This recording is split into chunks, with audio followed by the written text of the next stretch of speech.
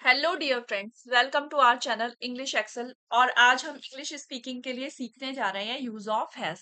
देखिए, जब भी हम बात करते हैं तो हम किस तरह की बातें करते हैं कि किसी के बारे में बात कर रहे हैं तो वो क्या है, कैसा है, उसके पास क्या है, या वो क्या काम कर रहा है।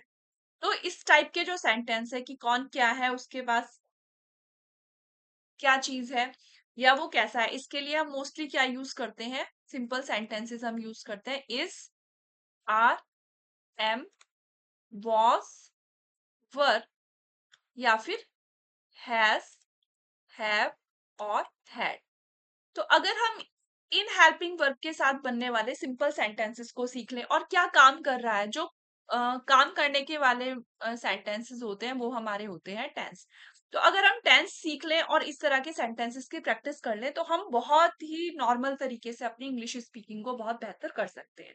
इसीलिए हम बजाय वन वर्ड सेंटेंसेस या टू वर्ड फ्रेजेस के बजाय हम पहले सीख रहे हैं सेंटेंसेस बनाना, कि सिंपल सिंपल सेंटेंस हम बना ले, बहुत सिंपल वोकैबुलरी के साथ हम अपना स्पीकिंग बहुत अच्छी कर सकते हैं।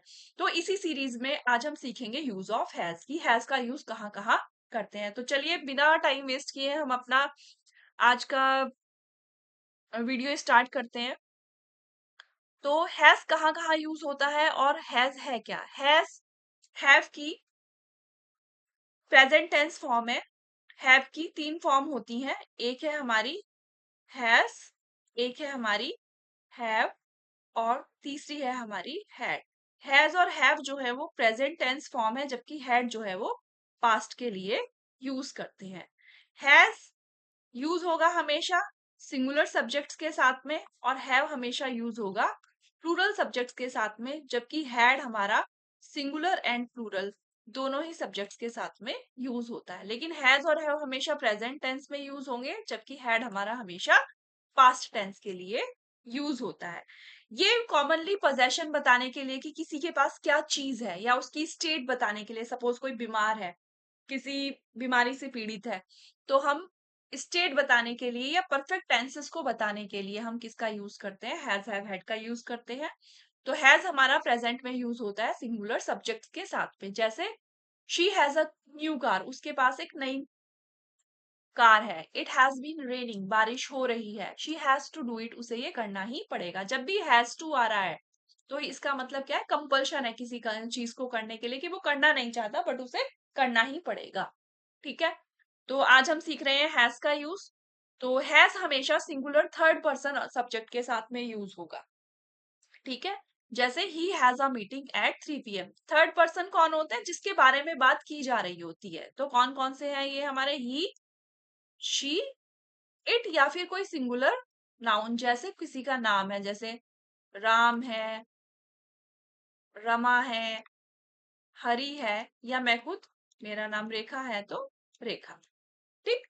तो ही, शी, इट, या कोई भी सिंगुलर नाउन, जानवर भी हो सकता है कोई, जैसे कैट है या डॉग है, तो उसके साथ हम क्या यूज करेंगे, हैज यूज करेंगे। उसके बाद क्या होगा, कोई ऑब्जेक्ट होगा, या फिर कोई एडजेक्टिव होगा, या कोई कॉम्प्लीमेंट होगा। तो सिंपल टेंसेस के अंदर सिंपल सेंटेंस जो है उसके साथ ये हमारी स्ट्रक्चर रहेगी। क्या होगा, पहले सब्जेक्ट आएगा, फिर हैज आएगा, और फिर कोई ऑब्जेक्ट या फिर कॉम्प्लीमेंट आएगा। अगर हम परफेक्ट टेंस बना रहे हैं तो सब्जेक्ट आएगा, हैज आएगा, वर्ब की थर्ड फॉर्म आएगी, ऑब्जेक्ट आएगा, फिर कोई कॉम्प्लीमेंट आएगा। ये हमारी क्या है, सेंटेंस की स्ट्रक्चर है। सब्जेक्ट क्या होता है, जो काम करने वाला होता है। जैसे he has a meeting at 3 PM, उसकी मीटिंग 3 बजे है। She has finished her homework, उसने अपना काम कर लिया है, खत्म कर लिया है। It has a great design, इसका डिजाइन बहुत अच्छा है। जैसे कोई बिल्डिंग है, किसी बिल्डिंग को हमने देखा, बात करें कि यार इसका डिजाइन तो बहुत अच्छा है, तो क्या कहेंगे, it has a great design. The cat has a collar, cat जो है उसने कॉलर पहन रखा है, तो हम क्या कहेंगे, cat has a collar. She has to do it before the deadline, उसे डेडलाइन से पहले ये काम करना है। देखिए कितने सिंपल सिंपल से सेंटेंसेस है, और हम अपने डेली कम्युनिकेशन में इसी तरह के सेंटेंसेस मोस्टली यूज करते हैं। जैसे हमें बात करनी है कि जैसे कैट है, कैट की क्या है, टेल है एक, तो the cat has a tail. या काउ के बारे में बात करें कि जो गाय है उसकी लंबी पूंछ होती है, तो the cow has a long tail. जैसे काउ का ऐसे याद करते आए हैं ना, cow is a pet animal, she has 4 legs, she has 2 horns। तो हैज का यूज हम करते हैं पोजेशन के लिए। जैसे हमें बात करनी है कि मेरे 2 भाई बहन हैं, ठीक है, तो मैं क्या कहूंगी, आई हैव 2 सिबलिंग्स, है ना। लेकिन है, मैं मुझे कह रहा हूँ कि उसके 2 भाई है, बहन है, तो क्या कहूंगी, शी हैज 2 सिबलिंग्स। सिबलिंग्स यानी भाई बहन। तो पोजेशन के लिए कि किसी के पास क्या है, तो हैज हम यूज करते हैं पोजेशन के सेंस में यूज करते हैं कि किसी के पास क्या चीज है, क्या पोजेस करता है, क्या चीज ऑन करता है, ठीक है। तो जैसे अभी बताया पोजेशन के लिए यूज करते हैं, तो इट ऑलवेज इंडिकेट्स पोजेशन। क्या शो करता है, ये पोजेशन शो करता है। जैसे she has a beautiful house, उसके पास एक सुंदर घर है, ठीक है। और अगर मुझे ये कहना हो कि उसका घर सुंदर है, तो क्या कहूंगी मैं, her house is, her house is beautiful, ठीक है।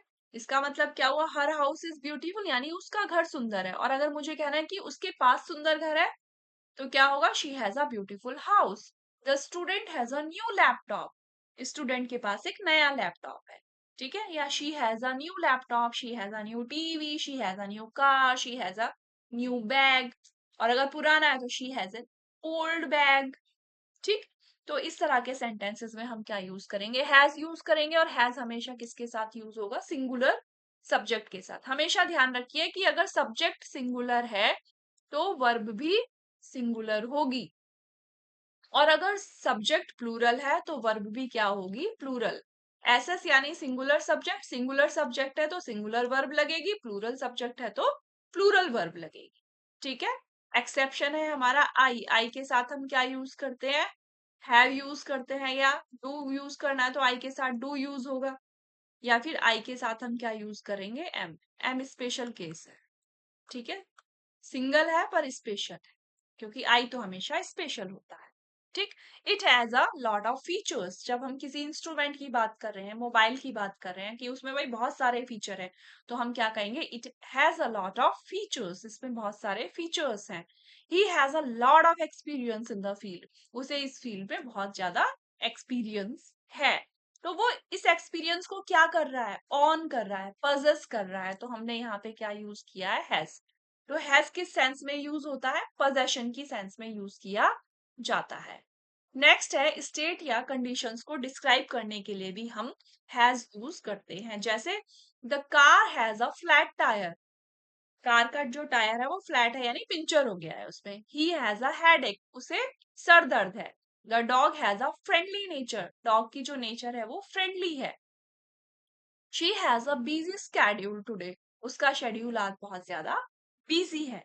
तो स्टेट या कंडीशन बताने के लिए, कोई बीमार है, उसे कोई बीमारी है, तो भी हम क्या कहेंगे, हैज का यूज करेंगे, ठीक है। जैसे she he has a headache, he has a stomach एक, ठीक, या ही हैज फीवर, तो ही हैज फीवर या he is suffering from fever, इस तरीके से भी हम बोल सकते हैं। अब नेक्स्ट आता है, प्रेजेंट परफेक्ट टेंस फॉर्म करने के लिए भी हम हैज का यूज करते हैं। Present perfect tense, perfect tense का हम कब यूज करेंगे, जब कोई काम पूरा हो चुका है और उसका अभी भी रेलिवेंस है। जैसे मैं पढ़ा चुकी हूँ, आई हैव टॉट, या वह पढ़ा चुकी है, शी हैज टॉट, उसने अपना काम पूरा कर लिया है। तो she has finished her work, she has completed her work, उसने अपना लेसन याद कर लिया है, तो he has learned his lesson, okay. तो इस सेंस में परफेक्ट टेंस के अंदर भी हम क्या यूज करते हैं, हमेशा हैज यूज करते हैं। सेंटेंस की स्ट्रक्चर क्या होगी, singular subject plus has, verb की थर्ड फॉर्म प्लस ऑब्जेक्ट, ये है हमारी परफेक्ट टेंस की स्ट्रक्चर। अगर हमें नेगेटिव सेंटेंस बनाना, जैसे हमारा सेंटेंस है, उसने खाना खा लिया है, तो शी हैज ईटन फूड, उसने खाना खा लिया है। अगर मुझे अगर नेगेटिव बनाना होगा तो क्या करूंगी, मैं हैज के बाद नॉट लगा दूंगी। जब भी हमें नेगेटिव सेंटेंस लगाना होता है तो हेल्पिंग वर्ब के बाद क्या ऐड कर देते हैं, नॉट। तो क्या हो जाएगा, she has not eaten food. देखिए, इसी तरह की सेंटेंस तो हम यूज करते हैं कि जैसे वह स्कूल चली गई है, तो क्या हो जाएगा, she has gone to school, वह स्कूल चली गई है, she has gone to school. उसने चाय पी ली है, तो she has taken tea, taken tea. तो क्या यूज कर रहे हैं, हैज यूज कर रहे हैं, वर्ब की थर्ड फॉर्म यूज कर रहे हैं। और नेगेटिव बनाना है तो हैज के बाद क्या लग जाएगा, not. She has not taken tea, she has not gone to school, she has not eaten food. ठीक है। अब आता है कि अगर हमें इंटेरोगेटिव बनाना है इसका तो क्या होगा, तो कुछ भी नहीं होगा, हैज पहले आ जाएगा, सब्जेक्ट बाद में लग जाएगा, फिर वर्ब की थर्ड फॉर्म आ जाएगी और फिर ऑब्जेक्ट आ जाएगा। This is the simple structure of a present perfect tense. Present perfect tense हमेशा कब यूज करेंगे, जब कोई काम पूरा हो चुका है प्रेजेंट में लेकिन उसकी अभी भी रेलिवेंस है। ठीक है। एक हमारा, जैसे इसमें बहुत ज्यादा कंट्रोवर्सी होती है कि ऐसे नहीं है ऐसे है, तो सिंपल सी बात है कि अगर आप ट्रांसलेट कर रहे हैं और हिंदी के सेंटेंसेस में लास्ट में आ रहा है आ है, ई है, लिया है, दिया है, किया है, चुका है, चुकी है, चुके हैं, तो आपका क्या है, वो प्रेजेंट परफेक्ट है। ट्रांसलेशन के लिए अगर आपको पहचान करनी है कि हिंदी से इंग्लिश में हमें कैसे ट्रांसलेट करना है, और इंग्लिश में जब आप बोल रहे हैं तो आप इसे हमेशा ऐसी सिचुएशन में यूज करेंगे कि कोई काम हो गया है और उसकी अभी भी रेलिवेंस है। ठीक है। तो ये तरीका है हमारा प्रेजेंट परफेक्ट टेंस को यूज करने का। और प्रेजेंट परफेक्ट टेंस के अंदर हम क्या यूज करते हैं, हैज यूज करते हैं। पहले सब्जेक्ट लगाएंगे, फिर हैज लगाएंगे, वर्ब की थर्ड फॉर्म, देन ऑब्जेक्ट। जैसे शी हैज विजिटेड फ्रांस, वह फ्रांस घूम चुकी है। It has been a long day, बहुत लंबा दिन था, बहुत लंबा दिन रहा है आज। He has completed the project, उसने अपना प्रोजेक्ट कंप्लीट कर लिया है। She has learn a lot this year, उसने इस साल बहुत कुछ सीखा है। तो प्रेजेंट परफेक्ट टेंस बनाने में भी हम हैज का यूज करते हैं। इसके अलावा यस नो क्वेश्चंस पूछने के लिए भी हम क्या यूज करेंगे, हैज यूज करेंगे। जैसे has he finish the report, has she ever travelled abroad, क्या वह कभी अब्रॉड गई है। हैज इट बीन रेनिंग, क्या बारिश हो रही है। Has she completed her task, क्या उसने अपने टास्क कंप्लीट कर लिए हैं।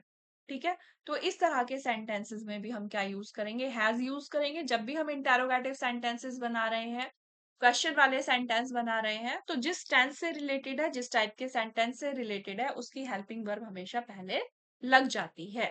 ठीक है। जैसे हम यहाँ पे क्या यूज कर रहे हैं, हैज, तो पहले क्या आ गया, हैव, और फिर आया सब्जेक्ट। वर्ब है तो वर्ब लगेगी और फिर लग जाएगा आपका ऑब्जेक्ट। ठीक है। अब जैसे हमारा एक सेंटेंस है, she has a car, she has a car. Okay. अगर मुझे इसका नेगेटिव बनाना है तो क्या हो जाएगा, शी हैज नॉट नहीं लगेगा यहाँ पे, ये कहेंगे हम she does not have a car. ये ध्यान रखिएगा, बहुत ज्यादा मिस्टेक्स जो है इस तरह के सेंटेंसेस में करते हैं। ठीक है। तो शी हैज अ कार, तो इसका नेगेटिव हम बनाएंगे she has not a car, ये नहीं होगा, इसका नेगेटिव होगा she does not have a car. और अगर हमें पूछना है क्या उसके पास कार है, तो क्या होगा sentence, does she have a car. Okay. तो ये हमें ध्यान रखना है कि सिंपल जब हम बना रहे हैं तो ऐसे बनेगा कि सब्जेक्ट है और उसके बाद हैज लगा दिया। बट अगर हम इसका नेगेटिव बना रहे हैं या इंटेरोगेटिव बना रहे हैं तो she doesn't have a car और does she have a car. ठीक है। या अगर हमें पूछना है कि उसके पास कार क्यों है, तो why does she have a car. ठीक है। तो ये हमारा तरीका है सेंटेंसेस फॉर्म करने का। तो यस और नो वाले क्वेश्चंस में भी हम क्या यूज करते हैं, हैज का यूज करते हैं। यहाँ देखिए। ठीक है। ये हमारे सारे टेंसेस कौन से हैं, ये हमारे हैं प्रेजेंट परफेक्ट वाले हैं। ठीक है। और ये हमारा कौन सा है, ये है प्रेजेंट परफेक्ट कंटिन्यूअस। और अगर हम यहाँ सिंस मॉर्निंग भी लगा दें तो पूरा हमारा एग्जैक्ट टेंस जो है हमारा बन जाएगा। ओके। तो ये हमारे हुए कि हम हैज का यूज कहाँ कहाँ कर सकते हैं। यस नो वाले क्वेश्चन में करेंगे, पोजेशन बताने के लिए करेंगे, कंडीशंस बताने के लिए भी हम इसे यूज करेंगे। और अगर हमें पूछना है कि उसके पास है या नहीं है, तो सिंपल सेंटेंस हम इस तरीके से बनाएंगे। बट अगर नेगेटिव बनाना है तो बोलेंगे does not have. She has not नहीं बोलेंगे, बोलेंगे she doesn't have a car. अगर पूछना है क्या उसके पास कार है या क्या उसके पास बैग है, उसके पास पेंसिल है, कुछ भी आपको पूछना हो तो you will use does then subject and then have. Okay. Question word है तो क्वेश्चन वर्ड को इससे पहले लगा देंगे, सेम सेंटेंस स्ट्रक्चर हमारी रहेगी। तो एक बार और देखते हैं। नेगेटिव सेंटेंसेस में मैंने बताया ही है आपको पहले भी कि हैज के बाद क्या यूज कर लेंगे, हम नॉट यूज कर लेंगे। और स्पीकिंग के अंदर हम कॉन्ट्रैक्शंस बहुत यूज करते हैं। कॉन्ट्रैक्शन यूज करने से हमारी स्पीड जो है वो बढ़ जाती है। जैसे she hasn't completed her homework, उसने अपना होमवर्क कंप्लीट नहीं किया है। The cat hasn't been fed, cat को अभी खिलाया नहीं गया है। इट हैजंट रेन टुडे, आज बारिश नहीं हुई है। He hasn't finished the he hasn't finished his work yet, उसने अभी अपना काम कंप्लीट नहीं किया है। तो जब भी हमें नेगेटिव सेंटेंसेस बनाने हैं, ठीक है, तो हम हैज के बाद नॉट लगाएंगे। पहले कौन सी सिचुएशन में नहीं लगाएंगे वो मैंने बताया ही है। जैसे मुझे कहना है कि शी हैज अ कैट, अगर मुझे इसे नेगेटिव में कन्वर्ट करना है तो मैं क्या कहूंगी, she does not have a cat, या Riya has a new bag. अगर मुझे इसका नेगेटिव बनाना है तो Riya does not have a bag. तो this is the structure of sentences. इस तरह से हम नेगेटिव सेंटेंस भी बना सकते हैं। अब फैक्ट्स और ट्रूथ्स को स्टेट करने के लिए भी हैज का यूज होता है। जैसे the earth has one moon, earth के पास एक मून है। ठीक है, जो आर्टिफिशियल सैटेलाइट्स हैं वो बहुत है, लेकिन नेचुरल सैटेलाइट जो है अर्थ का वो एक ही है। क्या है ये, फैक्ट है। ठीक है, तो फैक्ट बताने के लिए भी हम क्या यूज कर सकते हैं, हैज का यूज कर सकते हैं। जैसे the company has a good reputation, she has a talent for painting. इस तरह के सेंटेंसेस हम बहुत यूज कर सकते हैं। जैसे she has a talent for painting, she has a talent for cooking, she has a talent for swimming. ठीक है, तो इस तरीके से बात करने के लिए भी हम क्या यूज कर सकते हैं, हैज यूज कर सकते हैं। ठीक है, या फिर it has a significant impact on the community, कि इसका कम्युनिटी पे बहुत ही ज्यादा प्रभाव है। तो इस तरह के सेंटेंसेस में हम क्या यूज करेंगे, हैज यूज करेंगे। तो आज हमने क्या क्या सीखा कि हैज कहाँ कहाँ यूज होता है। हैज हमेशा सिंगुलर थर्ड पर्सन सब्जेक्ट के साथ यूज होगा या सिंगुलर नाउन्स के साथ यूज होगा। और क्या इंडिकेट करता है, ये इंडिकेट करता है पोजेशन, स्टेट या कंडीशन। और प्रेजेंट परफेक्ट टेंस के लिए यूज करते हैं हम इसे, यस नो क्वेश्चंस के लिए यूज करते हैं, और फैक्ट्स बताने के लिए भी हम यूज करते हैं।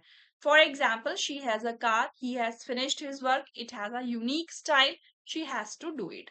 जब भी हम has to, have to, had to, has to, have to या हैड टू का यूज कर रहे हैं, इस तरह के सेंटेंसेस में यूज कर रहे हैं, यानी कंपल्शन है इसके अंदर कि ये काम आपको करना ही पड़ेगा। जैसे she has to go there, she has to go there, उसे वहां जाना पड़ेगा चाहे ना चाहे। She has to go there, you have to do it, तुम्हें ये करना ही पड़ेगा। You have to learn English, आपको इंग्लिश याद पढ़नी ही पड़ेगी।